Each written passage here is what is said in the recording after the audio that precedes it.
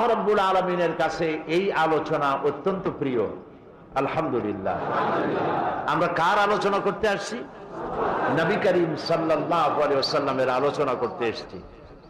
জিক্রে ইলাহি যেমন ইবাদত, আল্লাহর জিকির করা যেমন ইবাদত, জিক্রে হাবিবও তেমন ইবাদত।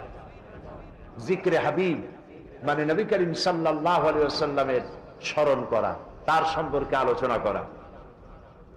প্রিয় ভাই সব, আমি নবী করিম সাল্লাল্লাহু আলাইহি ওয়াসাল্লামের সিরাতের কোন জায়গা দিয়ে শুরু করব আমি ঠিক ঠিকানা করতে পারছি না। যেমন আটলান্টিক মহাসাগর কেউ যদি চামচ দিয়ে মাপতে চেষ্টা করে যে কত পানি আছে,